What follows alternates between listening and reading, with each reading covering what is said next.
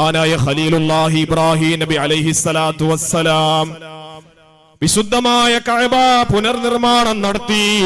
മഹാനായ ഖലീലുല്ലാഹി ഇബ്രാഹിം നബി അലൈഹിസ്സലാത്തു വസ്സലാം പണി കഴിഞ്ഞു നോക്കുമ്പോ കുറെ കല്ലുകൾ ബാക്കി വന്നിട്ടുണ്ട്. അല്ലാഹു തആലയോട് ചോദിക്കുന്നു, അല്ലാഹുവേ, വിശുദ്ധമായ കഅബ പുനർനിർമ്മാണം ഞാൻ നടത്തി തമ്പുരാനെ, കുറെ കല്ലുകൾ ഇനിയും ബാക്കിയുണ്ടല്ലോ.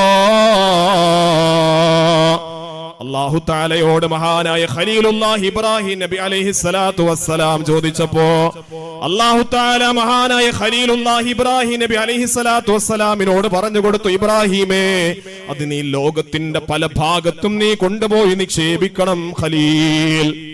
ആ ബാക്കി വന്ന കല്ലുകൾ ലോകത്തിന്റെ പല ഭാഗത്തേക്കും നീ എത്തിക്കണം നബിയേ.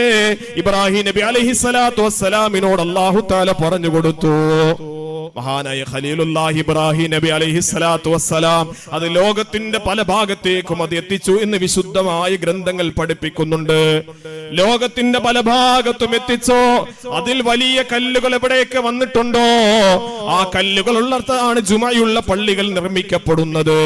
ചെറിയ കല്ലുകൾ എവിടെയൊക്കെ നിക്ഷേപിച്ചിട്ടുണ്ടോ അവിടെയൊക്കെയാണ് ജുമയില്ലാത്ത പള്ളികൾ ഉണ്ടാക്കുന്നത്, നിർമ്മിക്കുന്നത് എന്ന് വിശുദ്ധമായ ഗ്രന്ഥങ്ങൾ നമ്മോട് പഠിപ്പിക്കുന്നുണ്ട്. അതുകൊണ്ട് ഖലീലുല്ലാഹി ഇബ്രാഹിം നബി അലൈഹിസ്സലാത്തു വസ്സലാമിന്റെ ആ നിക്ഷേപത്തിൽ വലിയ കല്ല് വീണ ഭാഗമാണ് അരിപ്പുറം.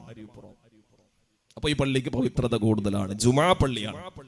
സാധാരണ പള്ളിയിൽ നമസ്കരിക്കുന്നതിനേക്കാളും ജമാഅത്തിന്റെ കൂലി അല്ലാഹു തആല കൂടുതൽ നൽകുന്നത് ജുമാ പള്ളിയിൽ നമസ്കരിക്കുമ്പോഴാണ്. അല്ലാഹു തആല തൗഫീഖ് നൽകി അനുഗ്രഹിക്കുമാറാകട്ടെ. അതുകൊണ്ട് ഇത് ഒരു കുറവും വരുത്തരുത്.